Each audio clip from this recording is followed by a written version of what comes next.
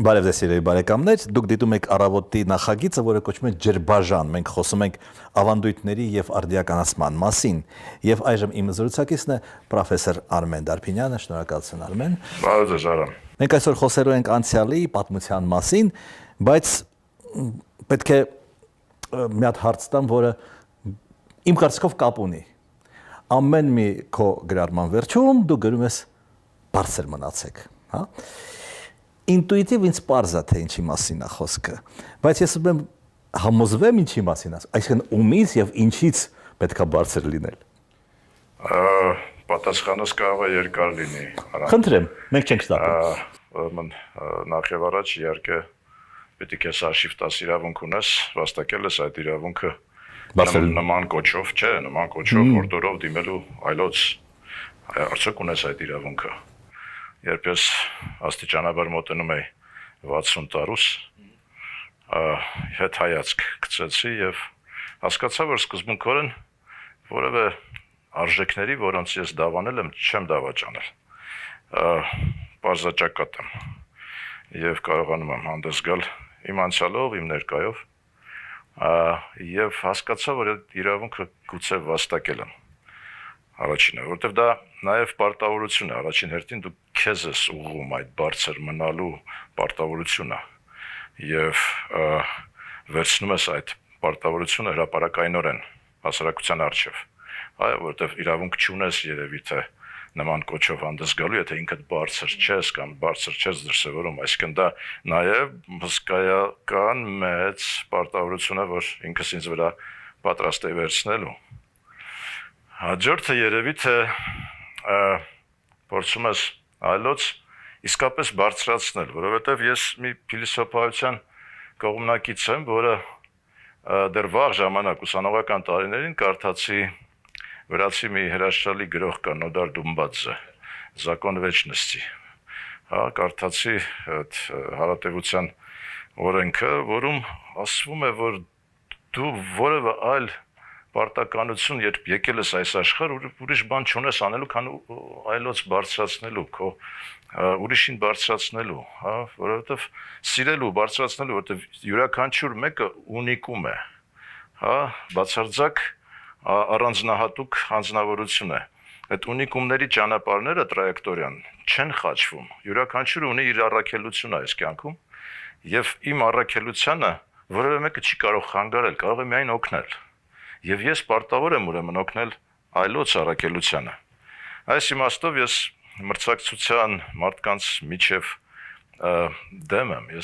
ես բարձրացնելուն եմ կողմ, իջացնելուն կատեգորիկ դեմ եմ։ Եվ կարծում եմ, որ այլոց բարձրացնելը նաև յուրաքանչյուրիս առաքելությունն է, նաև այդ նպատակն է հետապնդում։ Իսկ եթե անդրադառնամ իմ կառավարչական ուրեմն փորձին, պիտի ասեմ, որ ես միշտ ղեկավարվել եմ մարդու մեջ լավագույն հատկանիշները պեղելու, հանելու իցույց ուրիշներին եւ բարձրացնելու։ Եվ իմ ղեկավարած բոլոր կոլեկտիվներում թիմայինը որոշ իմաստով նաև ընտանեկան էր դառնում, որովհետև մարդիկ հարաբերվում էին իրար հետ իրենց լավագույն հատկանիշներով։ Անգամ ամենաբացասական թվացող մարդը, որին այլոք կարող են բնութագրել որպես բացասական անձնավորություն, յուրաքանչյուր մեկը ունի անպայման դրական հատկանիշներ։ Պեղես, բարձրացնես եւ ստիպես, որ մարդիկ հարաբերվեն իրար հետ այդ դրական հատկանիշներով։ Դա միայն դեպի բարին եւ դեպի արդյունք, դեպի լույս է տանում։ Իմ կարծիքով դա է եւ բարձր մնացեք իմ այդ կոչը հորդորը վերաբերում են ընդհանրապես մեր հասարակական մթնոլորտին, մեր վերաբերմունքին մեկս մյուսի նկատմամբ։ Հասարակության մասին է ուզում հարցնել։ Կարող է հասարակությունը բարձր լինի եւ կարող է գահավիժի, այլասերվի, թե հասարակության մասին մենք չենք կարող դա ասել։ Իհարկե կարող է գահավիժել, իհարկե, որովհետեւ հիմնարկեքը պիտի ճիշտ դրվեն, հա, այդ դեպքում մենք կունենանք բարձր հասարակություն, եթե այդ հիմնարկեքը եւ հիմնակարերը բոլորի կողմից ընդհանրապես գիտակցված են եւ մարդիկ հասարակությունը եւ յուրաքանչյուրը հետևում է դրան։ Իմ կարծիքով մեր մեծագույն սխալներից մեկը հենց այն է, որ 91-ին, երբ մենք ստացանք անկախությունը, գիտես, պատրանք ունեինք մենք բոլորս միգուցե, որ մենք վաստակեցինք դա, նվաճեցինք անկախությունը եւ ազատությունը, բայց մեծ հաշվով մենք դա ստացանք, որովհետեւ կայսրությունը փլուզվեց։ Մենք դա ստացանք, բայց մենք հիմնարկեքը չդրեցինք։ Եվ գիտես, ես գյումրեցի եմ, լեննականցի եմ, այնտեղ ծնվել մեծացել եմ եւ լեննականյան ավանդույթներում այդ գեղեցիկ սև տուֆով, սև քարով շենքերը, որ կառուցվում էին, յուրաքանչյուրը յուրահատուկ, բայց ընդհանուր մեկ մշակութային որակի մեջ։ Հիմնարկեքում 4 բան էր դրվում, որոնք պիտի խորհրդանշեին այդ մարդկանց մշակութային եւ մարդկային որակը։ Խաչ էին դնում, որպես քրիստոնեության ուրեմն խորհրդանիշ, մատանի էին դնում, նշանի մատանին, բրուչալի անպայման, որպես հիմնարկեք էին դնում, այսինքն քրիստոնեությունն է հիմքում, ընտանիքն է հիմքում, կացին էին դնում որպես աշխատանքի նկատմամբ ակնածանք, կացինը, եւ մի շիշ օղի էին դնում, որպես հյուրասիրության, սրտաբացության, բաց սիրտ լինելու, աշխարհին նվիրվելու, բաց լինելու խորհրդանիշ, Այսինքն տունը, մարդը կառուցում էր տունը այդ 4 չափանիշներից ելնելով։ Եվ իմ կարծիքով մենք որպես երկիր, որպես պետություն, որպես հանրություն, մեր հիմնաքարերը պիտի դնեինք 91 թվականին, պիտի հրապարակայնացնեինք, յուրաքանչյուրի համար դա հասու դարձնեինք եւ կարողանայինք դրան հետեւել հաջորդիվ 35 տարվա ընթացքում։ Մենք հիմա 35 տարում ենք, մենք դեռ չենք գիտակցում այդ մեր ակունքները որոնք են այն հիմնակարերը, որոնք մենք պիտի դնենք։ Կարծիքով դա պետք է արտասանվի, այսպես ասած, ձևակերպվի։ Այո, հիմնադիր հայրերը պիտի դա անեին։ Երկրի հիմնադիր հայրերը 91 թվականին դա պիտի անեին, դա չի արվել։ Ես ցավում եմ դրա համար, որովհետև մենք խոսեցինք կամ դու ասացիր հասարակության այլասերման մասին, այլասերվածության կարծում եմ սկզբնաղբյուրը գալիս է հենց այդտեղ, որ մենք չենք դրել այն չափանիշները, որոնց մենք պիտի հետևենք։ Իմ կարծիքով այդ չափանիշները առնվազն մի քանիսը թվարկեմ, եթե շատ կարևոր իմ կարծիքով քրիստոնեությունն է, Գրիգոր Լուսավորիչը հիմքում։ Այդ իմաստով ես մեր նորագույն պատմության արդեն նոր անկախ պետության, սուվերենության հիմքում կդնեի 301 թվականից այս կողմ մեր ժամանակահատվածը, առավել հեռու չէի գնա, ես 301-ից այս կողմ կդիտեի, Գրիգոր Լուսավորիչ, անպայման, որպես քրիստոնյա, քրիստոնյա ազգ, որտեղ դա մեր արժեքներից կարևորագույնն է, Մեսրոպ Մաշտոց կդնեի անպայման, որովհետև գիրը, գրի նկատմամբ ակնածանքը, վերջին հաշվով փաստագրումը, որ մենք ուսյալ ազգ ենք, մենք գիր ենք սիրում, մենք գրել ենք սիրում, մենք գիրը փոխանցել ենք սիրում, մենք թարգմանել ենք սիրում, մենք տարածել ենք սիրում։ Դա մեր առաքելությունն է, եթե ուզում ես իմանալ, նաև, այսինքն դու գիտես, բայց հանրության համար եմ նաև ասում, որ նաև տարածելն է, այդ առաքելությունը հենց կիսվելն է, տարածելն է, հիմնական արժեքները, մատենադարան, հսկայական արժեք է, չէ՞ մեր ազգային։ Ուրեմն գիրը կդնեի Մեսրոպ Մաշտոց, Հովհաննես Թումանյան կդնեի, որը մեր խիղճն է, ժողովրդականությունն է, ժողովրդի մեր կարևորագույն հատկությունն է, խիղճը, Կոմիտաս կդնեի, որը մեր հոգին է, խիղճը, հոգին, որտեղ մենք երգում ենք այդ հոգով, ես կդնեի Թամանյանին, որը մեր տեսլականն է, վիժնը, երբեք ու երբեք մեզ չզգանք որպես պրովինցիալ գավառական ազգ։ Թամանյանի սխրանքը կայանում է նրանում, որ նա բացեց մեր աչքերը, նա ցույց տվեց, որ մենք գավառական չենք, գավառ չենք, իրավունք չունենք մեզ դիտարկելու որպես գավառ։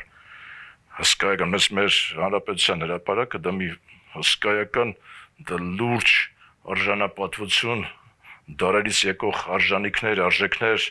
ունեցող ազգի գլխավոր ուրեմն հրապարակն է, այսինքն դա տեսլականն է։ Ես կդնեի անպայման Ռուբեն Սևակին, որպես մեր արևելյան հայության, ավերևմտահայության միասնության խորհրդանիշ, որպես եվրոպամետության, եվրոպական արժեքների հիմքում եղած եւ լինող ազգություն, ժողովուրդ, հա, որտեվ Ռուբեն Սևակը նաեւ խորհրդանիշ էր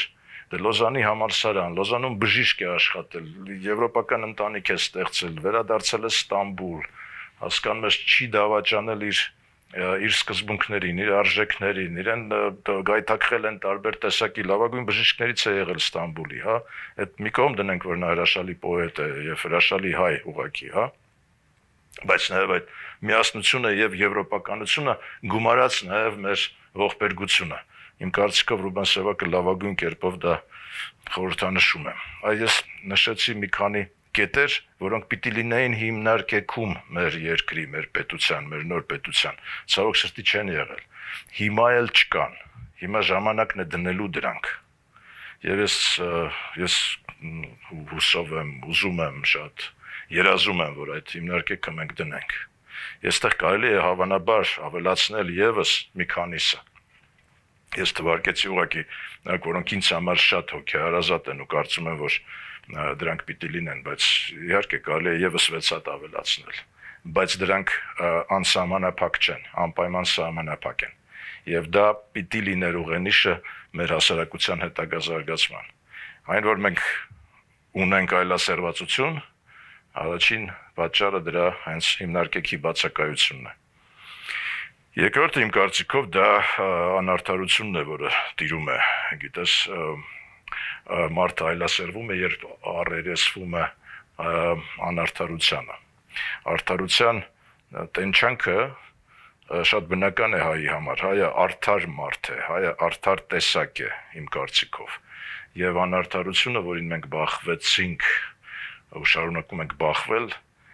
իսկապես մեզ այլասերում է։ Իմ կարծիքով դա շատ կարևոր է դուրս գալ, փորձել ստեղծել արդար հասարակություն։ Հասկանում ես, արդարությունը հավասարության մեջ չէ,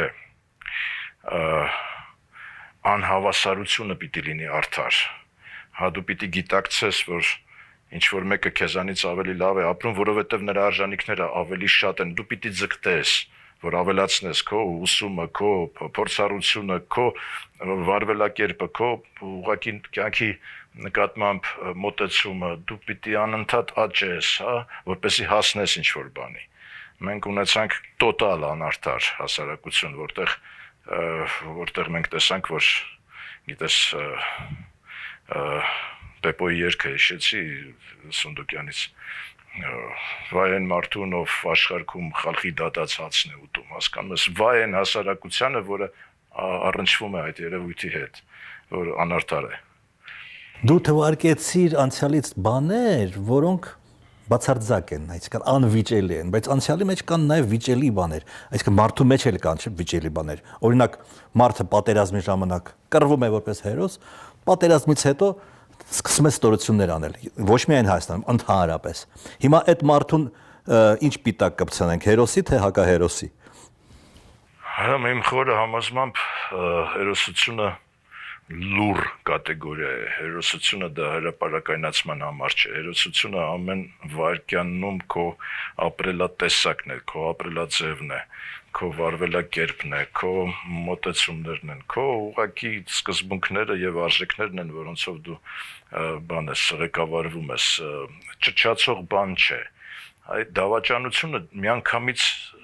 ճճում է, միանգամից դու նկատում ես, միանգամից դա ֆիքսվում է եւ սերնդեսերունդ փոխանցվում է, այսինքն այդ մեկ անգամ դավաճանողը սկզբունքներին կամ արժեքներին շատ մեծ բիծ է, խարան է քաշում եւ ստեղծում իր հաջորդ սերունդների համար նաեւ, էլի։ Իսկ հերոսությունը իմ կարծիքով դա լուր արժանապատիվ ապրելն է, կյանքն է եւ այդ իմաստով մեր հերոսների քանակը շատ ավելի շատ է, քան դավաճանների, ասեմ քեզ, որովհետեւ դավաճաններին մենք այնուամենայնիվ մատերի վրա կարող ենք հաշվել։ Իսկ հերոսներին, հենց լուր հերոսներին մենք ընդհանրապես չենք էլ ճանաչում, ու պետք էլ չի որ ճանաչենք։ Այդ իմաստով իմ կարծիքով պետք է գնահատել այն հերոսներին, որոնք իրենց արժանապատիվ կյանքով, աշխատանքով, իրենց նվաճումներով, իրենց գիտես մշակութային դրսևորումներով, իրենց հայ լինելով, իսկական հայ լինելով, իրենց քրիստոնեական արժեքներով կարող են ուղղակի օրինակ ծառայեն։ Իսկ նման մարդկանց մենք ճանաչում ենք, յուրաքանչյուրս ճանաչում է իր կյանքում, հենց նույն չասեմ համեստ, բայց ասեմ արժանապատիվ իրենց կյանքով ապրող իսկապես կարգին մարդկանց։ Մենք պետք է հայտնի դասական հերոսների մասին խոսենք, թե հիմա կարծես թե այդ հայրենասիրություն, չգիտեմ, ազգանավիրություն եւ այլն, կարծես թե մի քիչ ստորադասվում է, հա, Վարդան Մամիկոնյան եւ այլն։ Գիտես, մեծ փիլիսոփայական հարց է ընդհանրապես, տարբեր հասարակություններ դրան բախվել են։ Հերոսի կարիք կա, թե չկա, օրինակ, հա, հիմա շվեյցարացիները օրինակ շատ բան են, հպարտանում են նրանով, որ իրենք չունեն ազգային հերոս կատեգորիա, հա, բայց կա, գիտես, չքնաղ հասարակություն կա, որոնք կարողացել են հարմոնիզացնել, ասենք, իտալական, գերմանական եւ ֆրանսիական հատվածները, կաթոլիցիզմը եւ բողոքականությունը, այո, եւ ստեղծել են ինչ-որ մի նոր հասարակություն, այսինքն կարողացել են դա անել, հա, կարողացել են ձևակերպել մի ֆորմուլա, որի տակ, որի ներքո նրանք ապրում են երջանիկ կյանքով, հա, եւ նրանք կարիք չունեն այդ հերոսների։ Իսկ մենք ինչ որ մեկին հերոսացնելու։ Ես կարծում եմ, որ մենք հիմա եւ բոլոր այս տարիներին մենք հասարակություն ենք, որը ունի այնուամենայնիվ առաջնորդի կարիք, առաջնորդ է փնտրում, հերոս է փնտրում,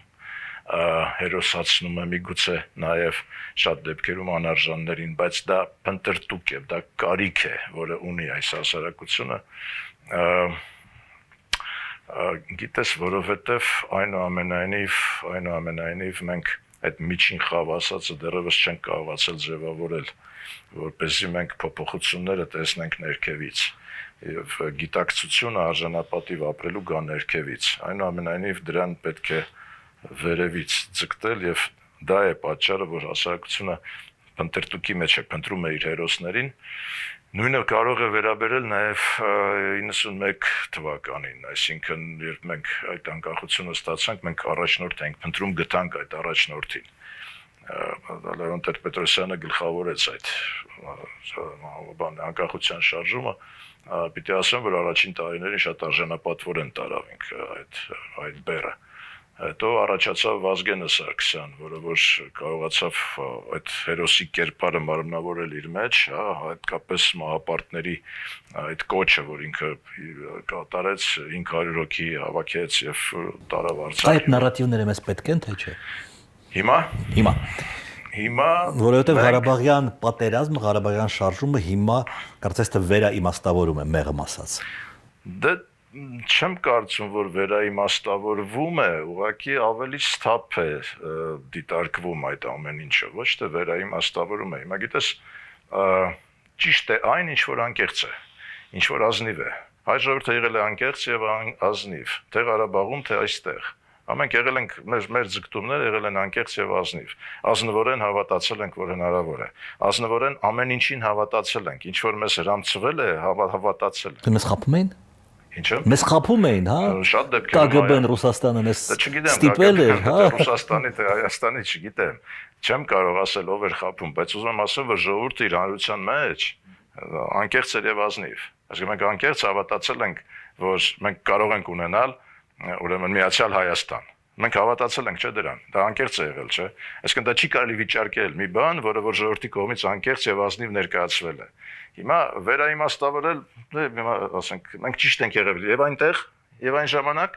եւ միգուցե ճիշտ ենք հիմա, երբ պետք է վերաիմաստավորել եւ հասկանալ, որ շատ դեպքերում սխալվել ենք։ Բայց սխալը ներելի է, եթե ազնիվ է կատարվել, հասկանում ես։ Այդտեղ հնարավոր չէ ուղղակի վիճարկել մեր ազնվությունը։ Իսկ եթե մի քիչ հետ գնանք պատմության մեջ, մի հետաքրքիր ուրեմն շնորհանդես է վերջերս տեղի ունեցել, գիրքը կոչվում է Անաստաս Միկոյան, հայ բարեփոխիչը Խրուշչովյան Կրեմլում։ Հեղինակը Պիետրո Շաքարյանն է։ Եվ հիմա ոնց մոտենանք այդ մարդուն, որը եւ լավ բաներ է արել, եւ վատ բաներ է արել։ Չենք կարա բալանսավորենք դա, չէ՞։ Չենք, գիտես, այսօրվա դիտակետից հնարավոր չէ դատել։ Պետք է դատել այն ժամանակվա դիտակետից, հա, հիմա ինքը եղել է իր ժամանակի մարդը, այսինքն դու չես կարող այսօր ասել, նա ծառայել է այն պետությանը, որի զինվորը եղել է, հա, ծառայել է այնպես, Այսինքն կարողացել է այնպիսի հմտությամբ ծառայել, որ երկար տասնամյակներ ծառայել է, հա, որովհետև Ատիլիչա դոիլիչա ասում էին, հա, այսինքն Լենինից մինչև Բրեժնև։ Հիմա դա խոսում է նրա շնորհալի լինելու մասին, առնվազն մեկ, հա, երկրորդը։ Հիմա նա որպես հայ պարտավոր չէր որևէ բան անել հայ ժողովրդի կամ հայ հասարակության համար։ Նա սովետական, սոցիալիստական, կոմունիստական ֆունկցիոներ էր։ Որպես ֆունկցիոներ ես կարծում եմ, որ ինքը կատարել է իր ուրեմն աշխատանքը լավագույնս։ Եթե մենք այսօրվա դիտակետից իրեն ուրեմն պահանջում ենք իրենից հայանպաստ որոշումներ կամ գործողություններ, ես կարծում եմ, որ դա այնքան էլ ճիշտ եւ արդար չէ։ Ուրեմն նա պիտի լիներ կամ հայ կամ կուսակցական ֆունկցիոներ հասկանում ես, իմ կարծիքով դա համատեղելի չէր։ Իսկ բարեփոխիչ լինելը։ Դե բարեփոխիչ լինելը մենք գիտես տարբեր բարեփոխիչներ կան, որոնք որ կոնկրետ գործող համակարգի ներսում գիտակցելով համակարգի ուրեմն ոչ բարվոք, ոչ բարի լինելու հանգամանքը նրանք այնուամենայնիվ գիտակցելով մտնում են համակարգի ներս եւ փորձում են ներսից բարեփոխել, շատ դեպքերում քանդել, փլուզել եւ փորձել իրենց ուրեմն պատկերացրած ճիշտը առաջ տանել։ Նման դեպքեր երևույթներ շատ եղել են, ասենք ես նույնպես առնչվել եմ կոմունիստական եւ կոմսոմոլի ժամանակահատվածում։ Ես օրինակ իմ ընկերների հետ միասին մտանք ուրեմն կոմսոմոլի ակտիվիստների շարքում Մոսկվայում, այո, ինչու, որպեսզի կարողանային կանխել ուրեմն մեր հայ տղաներին հեռացնում էին Մոսկվայի համալսարանից, եթե նրանց հանրակացարան էին համարներում, ասենք մի շիշ կոնյակ էին գտնում, ասենք հակաալկոհոլային պայքար կար Գորբաչովյան ժամանակահատվածներում, մի շիշ կոնյակ, մի շիշ օղի, մի շիշ գինի գտնում էին, միանգամից հեռացման խնդիր էին դնում, մենք ասենք դի պաշտպանենք այդ տղաներին, հասկանում ես, պաշտպանելու ուրիշ տարբերակ չկար, պետք է ներսից ներխուժեինք եւ պաշտպանենք, մի քանի հոգով ներխուժեցինք կոմերիտական ակտիվիստների շարք եւ փորձեցինք արդեն տարանք այնտեղ հակառակ ագիտացիան, որ մենք իրավունք չունենք, լսեք, սա ազգային մշակույթ է, կոնյակագործությունը, խաղողագործությունը, ազգային մշակույթ է, այս մարդկանց ազգային մշակույթի դեմ իրավունք չունի կոմունիստական կուսակցությունը թե կոմսոմոլը, մենք կարողացանք հասնել, ասենք այդ նպատակին, փոքր դրվագ եմ պատմում, բայց նման դեպքեր իհարկե եղել են, ես կարծում եմ, որ թե Անտոն Երևանդի Քոչինյանը, թե Կարեն Սերոպի Դեմիրճյանը նույն մտածեց թե Զարոբյանը Միչայելոց, հա, նրանք նույն մտածելակերպով են առաջնորդվել։ Նրանք մտել են հայ լինելով, չկորցնելով հայի արժանինքները, փորձել են կոմունիստական համակարգի ներքո առավելագույնս ծառայել իրենց ժողովրդին, հա։ Ես կարծում եմ, այո, ներսից կարող է։ Բայց լինում են բարեփոխիչներ, որոնք հեղափոխական, այսպես ասած, մոտեցում ունեն եւ ուզում են ամեն ինչ քանդել, ինչ որ եղել է, քանդենք եւ նորից սկսենք։ Լավագույն նմանատիպ ճակերտավոր բարեփոխիչը Լենինն էր, չէ՞, ասենք, всё до основания, а затем мы наш миновый. Դու դրան դեմ ես։ Ես դրան դեմ եմ, որովհետեւ գիտես, այդ ջրերի հետ նաեւ երեխան է դուրս գալիս, էլի, այսինքն նաեւ մենք շատ իմաստային եւ արժեքային բան ենք կորցնում այդ հեղափոխական ընթացքում։ Նույն բանը Միչայելոց նկատել էր 91 թվականին, երբ պրոֆեսիոնալների, իսկապես իրենց գործի գիտակների մի զգալի զանգված ուղղակի ազատվեց աշխատանքից, որտեղ նրանք կարծես թե ծառայում էին նախկին ռեժիմին, հա, կոմունիստական, բայց նրանք մասնագետներ էին, հասկանում ես, որոնց չէր կարելի կորցնել առաջին տարիներին։ Նույնը կարող է վերաբերվել այսօրվա։ Մենք կարող ենք ասել, որ քո ղեկավարած կառավարությունը բարեփոխիչների կառավարությունն է։ Իհարկե։ Մենք քաղաքացիական օրենսգիր ենք հաստատել, Արամ ջան, մենք ասենք մասնավոր սեփականության ուրեմն իրավունքն ենք կարողացել օրենսդրորեն ամրագրել, չի եղել մինչև դա։ Մենք բազմաթիվ գործեր ենք կատարել, բարելավել ենք իմ կարծիքով օրենսդրական, հիմքային, արժեքային խնդիրները, կետերը, ստեղծել ենք այդ կետերը, որոնք այնուհետև իմ կարծիքով աշխատել են միայն ի բարի։ Այո, իհարկե։ Իմ կառավարությունը կոչվում է ընդհանրապես պրոֆեսիոնալների կառավարություն։ Ինչու, որովհետև մենք ոչ թե քաղաքական, թայֆայական մոտեցմամբ ենք ձևավորվել, այլ գոնե հիմնական տնտեսական ոլորտների կառավարիչները նշանակվել էին իմ կողմից անձնապես միայն պրոֆեսիոնալների շարքից։ Ընդհանրապես հայ բարեփոխիչներ կային, նաև մի բարեփոխիչ էլ ասեմ, Միքայել Լորիսմելիկով, որը Ալեքսանդր II-ի մոտ գլխավոր բարեփոխիչ էր աշխատում։ Մեզ հատուկ է այդ բարեփոխվելու հայերից հատուկ է, թե մենք պահպանողական ենք ավելի։ Չեմ կարծում, որ հատուկ է բարեփոխիչ։ Չէ, մենք ոչ թե պահպանողական, ավելի շատ եթե դրսում ենք, ապա հարմարվողական ենք, ոչ թե պահպանողական, եթե ներսում ենք, այո, ավելի շատ պահպանողական ենք։ Ընդհանրապես պահպանողականությունը նաև իմ կարծիքով շատ վատ ծառայություն է մատուցում, եթե մենք խոսում ենք օրինակ, ասենք, բիզնես մթնոլորտի մասին։ Դες մենք չենք կարողացել ստեղծել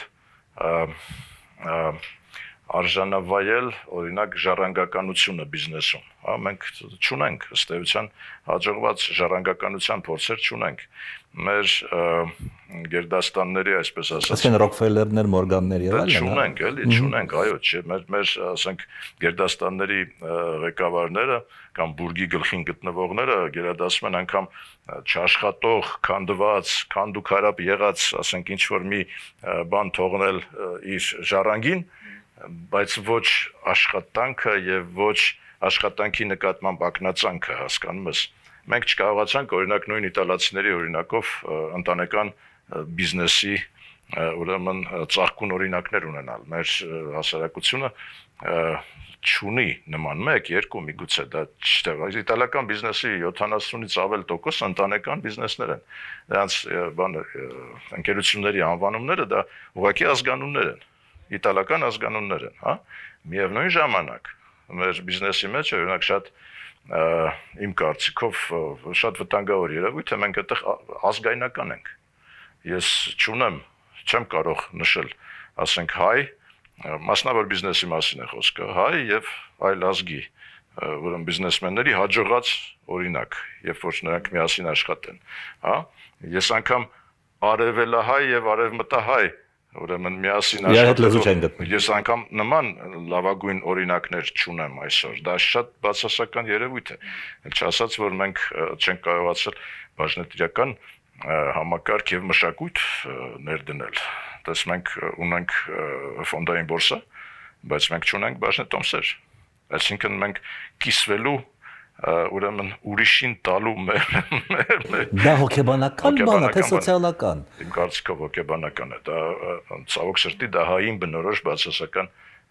մեր պահպանողականությունն է։ Պահպանողականությունն է։ Այո, մեզ թվում է, թե մեր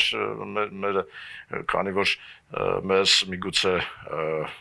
պատմականորեն միշտ փորձել են գրավել, միշտ փորձել են վերցնել մեզանից, տանել, հասկանում ես, մենք հիմա մեզ մոտ ենք պահում մեր հարստությունը, պատրաստ չենք կիսվելու։ Իմ կարծիքով մենք պիտի հրաժարվենք այս մոտեցումից, որովհետև դա ուղղակի արգելակում է բիզնեսի գործարարության զարգացումը։ Այսինքն մի կողմից մենք չունենք ընտանեկան բիզնեսի հաջողակ օրինակներ, երբ դու փակվում ես մեկ ընտանիքի ներսում, բայց կարողանում ես ծաղկել, հա, զարգացնել քո բիզնեսը։ Մյուս կողմից մենք չունենք ակցիոներական ընկերություններ, որոնք աշխարհում, այսինքն դրանք են միայն հաջողակները, հա։ Հիմա մենք ապրում ենք ինչ ժամանակաշրջան, բուրըն բարեփոխումների, թե լճացման, կարծրացման։ Ես կարծում եմ, որ ոչ այն, ես չեմ կարծում, որ մենք հիմա բուրըն բարեփոխումների մեջ ենք կամ լճացման առավել եւս լճացման մեջ չենք, չէ։ Մենք հիմա վերաիմաստավորման, վերագիտակցման փուլում ենք գտնվում, բայց իմ կարծիքով երկարեց այս ժամանակահատվածը, մենք պիտի շատ արագ անցնենք այս փուլը եւ հիմնակարերը իմ նշած եւ միգուցե ավել հիմա պիտի ֆիքսենք, հնարավորին չափ շուտ, հնարավորին չափ հրապարակային, ընդգրկուն, ներառական, որպեսզի յուրաքանչյուր հայ, յուրաքանչյուր քաղաքացի մեր երկրի հասկանա, որոնք են մեր առաջնահերթությունները։ Իմ կարծիքով դա է հիմա։ Լճացման մասին, հա, լճացման շրջանում, Բրեժնևյան լճացման շրջանում մենք կառուցել ենք, էլի հայերս, կառուցել ենք մետրոյի 10 կայարան։ Բարեփոխումների 30 տարվա շրջանում մենք մի կայարանը չենք կարողանում մինչև վերջ խելքի բերենք։ Դե ես չեմ համարում, որ մենք ունեցել ենք բարեփոխումների 30 տարի։ կամ 35 տարի, դե չէ, չենք ունեցել։ Մենք ունեցել ենք լճացման տարիներ, մենք ունեցել ենք անարդարության տարիներ, որոնք առավելապես միգուցե հանրային գիտակցման մեջ ընտրությունների կեղծմամբ էին նաև մարմնավորվում, հա, դա շատ ծանր հոգեբանական եւ բարոյական հետևանքներ է ունենում հասարակության համար նման անարդար, ուրեմն անարդար երևույթը ուղղակիորեն։ Ես չի ասի, որ մենք բարեփոխման փուլում ենք գտնում, մենք շատ կարճ բարեփոխումների շրջաններ ենք ունեցել, բարեփոխիչ վարչապետ եւ կառավարությունը եղել Հրանտ Բագրատյանը, ինքը անձամբ եւ իր կառավարությունը, ես իմ կառավարությունը կնշեի անկեղծ ասած Եվ վերջ։ Այլ չեմ գտնում, հա։ Դու շատ լավ բարեկամ ունես պրոֆեսոր Ալեքսանդր Աուզան Մոսկվայի, հա։ Նա ունի մի տեսություն, երկու բառով պիտի ասեմ, հա, մեր հեռուստադիտողներին։ Կոչվում է էֆեկտ կալի։ Այսինքն կան ինչ որ հանգուցային կետեր, որտեղ դու ճակատագրական ընտրություն ես կատարում, կամ այս կողմ կամ այն կողմ։ Եվ այդ ճակատագրական ընտրությունը ազդում է հետագա տասնամյակների նույնիսկ դարերի վրա։ Եվ նա բերում է ամենացայտուն օրինակը, դա ճորտատիրությունն է։ Արևելյան Եվրոպան ընտրեց ճորտատիրությունը, Արևմտյան Եվրոպան ազատ ֆերմերական տնտեսությունը եւ այդպես էլ զարգացան գնացին։ Այսինքն ընկնում ես այդ կալիայի մեջ, ծուռակոսի մեջ ու չես կարողանում, այդ ես բացատրում եմ մեր հեռուստադիտողներին։ Հիմա դու համաձայն ես նախ այդ տեսության հետ թե չէ։ Այո, մեծ հաշվով եւ այդ ռեպերային կետերը շատ հազվադեպ են գոյանում յուրաքանչյուր հասարակության եւ կամ ազգի եւ պետության պատմության մեջ եւ պիտի շատ աչալուր, շատ ուշադիր եւ շատ զգայուն լինել դրանք նախ որպեսզի դրանք զգալ եւ ֆիքսել որ այդ կետն է հենց այսօր է այդ ընտրության պահը եւ այդ ընտրությունը ճիշտ կատարել։ Գիտես, ես սովորաբար նման պարագայում բերում եմ Ղազախների օրինակը, ինչքան էլ քննադատում են Նազարբաևին, բայց դա մի առաջնորդ էր, որը ըստ էության ազգ ստեղծեց, հա, նա ստեղծեց ազգ եւ քաղաքական ազգ, որը այնուհետև պահանջարկեց անկախ պետություն եւ հիմա արդեն Տոկաևը, որը նրան հաջորդեց, շատ ավելի լայնախոհ գործիչ է, շատ ավելի միգուցե նաեւ պատրաստված, այդ իմաստով շատ ավելի ժամանակակից, քան Նազարբաևն էր, բայց Նազարբաևը ստեղծեց ազգ, Տոկաևը ստեղծում է պետություն, հասկանում ես։ Հիմա մենք ունենք այդ առավելությունը, որից չօգտվեցինք, մենք որպես ազգ կայինք եւ երկար դարերով կայինք, բայց մենք չօգտվեցինք այդ առավելությունից։ Մենք ազգը պիտի ուրեմն որակապես բարձրացնենք, դարձնենք քաղաքական ազգ, որը կպահանջարկեր այն պետությունը, որին մենք այսօր ենք ձգտում, որին մենք 35 տարի չենք հասել։ Հա, այդ անկախությունը, այդ սուվերենությունը, արդարությունը, այդ ուրեմն գործոն լինելը, միջազգային նաև գործոն լինելը, արժանապատիվ հանդես գալը նաև, գիտես, մենք եւ մեզ ենք խափում եւ ուրիշներին ենք խափում, ասելով որ մենք լուծել ենք Ղարաբաղի խնդիրը, օրինակ, հա, լուծել ենք, իսկ եթե չենք լուծել, ուրեմն իսկ եթե ոմանք չեն հավատում, թող գան, հասկանում ես, ուղղակի պարզ լոպազություն էր չհիմնավորված ոչ մի բանով։ 88-91 թվականներին մենք սխալ ընտրություն ենք կատարել հետևաբար, հա, ծուռակոսի մեջ ենք ընկել։ Չէ, մենք անկեղծ ու ազնիվ լինելը երբեք չի լինում սխալ, այսինքն եթե դու անկեղծ ես ու ազնիվ դու սխալ լինել չես կարող, չէ, ոնց։ Ինչպես մենք ունեցել ենք այդ ժողովրդական ազգային պորտկումը եւ այդ ազգային գեղեցիկ պորտկումը այնուհետև չենք կարողացել քաղաքական դիվիդենդների վերածել, որովհետև ղեկավարվել ենք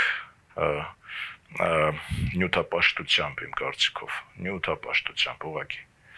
սեփական կաշին ավելի թանկ ենք գնահատել, քան ազգային նպատակները։ Դու ասում ես, որ հիմնարկեք, հա, այսինքն ֆունդամենտ, հա, լինի։ Հիմա նույն Կալեյայի օրինակը կամ նույն շենքերի, օրինակ Երևանում վերջին տասնամյակներում, վերջին 20 տարում կառուցվել են ներողություն արտահայտած ուռոտ շենքեր։ Հիմա չես վերցնել այդ շենքը քանդես, չէ, որպեսի հիմքը նորից բանանես, այլ ոնց ես դու պետության, հա, անկախ պետության այդ հիմքերը փոխում եւ այն քո թվարկածը դնում տակը։ Ну, Երևանի շենքերը ուղղակի հանցագործություն էր, Երևանում ընդհանրապես շինարարությունը պետք էր արգելել, ուղղակի արգելել։ նորից սեփական նյութապաշտությունը եւ սեփական կաշին ավելի թանկ եղել, քան հանրային նպատակը եւ հանրային շահը, հա։ Հիմա էլ ուշ չէ պետք է արգելել, եթե կարիքը կա պետք է քանդել, այո, պետք է քանդել, դեմոնստրատիվ պետք է քանդել, այո, պետք է կառուցել այլ տեղ, դες նորից վերադառնանք Ղազախստան, Ղազախստանը մայրաքաղաք տեղափոխեց, հասկանում ես, ընդհանրապես, այսինքն Ալմատայից գնացին Աստանա, եւ դա ազգային մի խնդիր էր, հսկայական խնդիր էր, դրանք ասենք 3.5 ժամվա թռիչք է միայն, այսինքն դրանք հեռավորությունը Ալմատայի եւ Աստանայի ֆանտաստիկա է, այսինքն 3.5 ժամի թռիչք է, բայց նրանք գնացին այդ ծախսերին, նրանք գնացին այդ զոհաբերությանը, նրանք գնացին դրա, հետո ասենք Ալմատան շատ ավելի բան է, կլիմայական պայմանները հրաշալի են։ Աստանան դա բան է, անապատ է, հասկանում ես, ասենք անապատ, նրանք գերադասեցին անապատում ստեղծել իրենց մայրաքաղաքը, բայց իրենց ազգային բնութագիրը ուրեմն ստեղծել, պահպանել ու զարգացնել, քան մնալ կոմֆորտային զոնայում Ալմատայում, հա։ Հիմա մենք ինչ ենք արել։ Մենք կոմֆորտային զոնայում բերել ենք ուղակի բետոն ենք շարել եւ այդ կոմֆորտն ենք վերացրել, անտառները ուրեմն հասկանում ես այդ հիմա ասենք հաղթանակ զբոսայգով կողքով անցնում ես դպրոցի ճամփան է եղել իմ էլի ես ասենք հիշում եմ անտառների մեջով էի ես գնում դեպի ավտոբուսի կայան որպեսզի իջնեմ քաղաք անտառի մեջով էի անցնում Մայիսի 1-ին գնում էին անտառ այսպես ասած չէ՞ ծառ չկա ասենք այդ նույն ճանապարհներում մի հատ ծառ չկա բետոն դղյակներ ինչ հասկանում ես դա միայն թշնամին կարող էր դա անել այսինքն դա թշնամական գործողություն է որը դու արել ես հայ մարդ չասեմ ասենք որ պատկանելիության բան ռասայական պատկանելիության հայ մարդ հա բայց դու արել ես ոչնչացրել ես քո անտառը որպեսզի կառուցես հիմա ինչքան դենք նորը սարքենք Այդ կհակասեր քո ասածին, չէ՞։ Գիտես, Արամ, հիմա ասենք որ հավես ունենայի այդ նոր մայրաքաղաքի կոնցեպտը կառաջարկի, անկեղծ ասած, առնվազն ադմինիստրատիվ մայրաքաղաքի, առնվազն նոր օդանավակայանի խնդիր կդնեի օրինակ։ Գիտես, ամոթ է։ Ասենք մեր օդանավակայանից մինչև քաղաք գալու այդ ճանապարհը ուղղակի ամոթ է մեզ համար։ 35 տարում մենք մի ճանապարհ չունենք։ Ցանկացած երկիր իջնում ես սովետական Դուշանբե իջիր, Տաշկենտ իջիր, ասենք Թբիլիսի իջիր, հասկանում ես, օդանավակայանից մինչև քաղաք ճանապարհը պիտի Դա քաղաք է, հա։ Իսկ մեր մոտ քաղաք չի։ Ասենք դու անցնում ես արևելյան ինչ-որ մի շուկայի միջով, հասկանում ես դա չէ մեր արժեքը մենք հայ ենք հասկանում եք մենք արևելյան բազարչի չենք որի միջով անցնում է ցանկացած մեկը որ ժամանում է Երևան հասկանում ես ամոթ է ուղղակի մեզ համար հիմա այդ ամոթը ինչքան պիտի պահենք հիմա դա պիտի քանդենք թե մի նոր իմիջիալից 98 թվականին դեռևս ես քննարկել եմ այդ ուրեմն տրասայի հնարավորությունը օդանավակայանից քաղաք առանձին երթևելի ուրեմն բան պիտի լիներ բայց անցավ, չէ, 37 տարի անցել, 27 տարի անցել, դե ամոթ է, չէ, բայց հիմա մենք ինչքան պիտի շարունակենք այդպես գալ, և աշխարհին ցույց տալ, որ մենք ընդամենը ինչ-որ արևելյան առևտրականներ ենք։ Վերջին հարց ավելի ընդհանուր, արդիականացումը պետք է վերևից անցկացնել, այսինքն ինչ-որ խելացի մարդիկ ասում են, այսպես պիտի լինի և վերջ, թե ներքևից հասարակական պահանջի ազդեցության տակ։ Գիտես, հասարակությունը կարող է նման պահանջ ներկայացնել, երբ հասարակությունը արդեն իր հանապազորյա հացի խնդիրը լուծել է։ Հիմա չի լուծել։ Քանի որ չի լուծել, չէ, դե մենք ունենք միայն պաշտոնապես 22% աղքատություն, եթե ոչ պաշտոնապես իմ կարծիքով 30 եւ ավել տոկոս է աղքատությունը, 30 եւ ավել տոկոս աղքատություն ունեցող հասարակությունը չի կարող նման պահանջ ներկայացնել։ Հետևաբար մուդրեցները պետք է միայն վերևից պիտի լինի, այո։ Հա, որտեղից վերցնենք այդ մուդրեցները։ Դե հիմա գիտես ինչ կա, դա պիտի արդեն բախտը ճպտա էլի, հիմա ասենք թե բախտի խնդիր է։ Ազգերքան, որոնց բախտը ճպտացել է։ Հիմա գիտես, ասենք եթե ռուսներին վերցնես Պետրոս առաջինը բախտ էր, չէ, որ ստացվեց։ Եկատերինա երկրորդը էլի բախտի խնդիր էր, կարող էր չլինել։ Հիմա սովետական միության համար Գորբաչովը նույնպես բախտի խնդիր էր, այսինքն պատահականությամբ ստացվեց։ Այդպես չէր, որ ինչ-որ ուժեր որոշել էին, որ Գորբաչովը պիտի լիբերալ ուրեմն դաշտ տանի այդ ամեն ինչ եւ քանդի սովետական միությունը։ Նման բան որոշված չէր, բախտի խնդիր էր։ Հիմա մերն էլ մեր բախտը կամ կբերի կամ ոչ։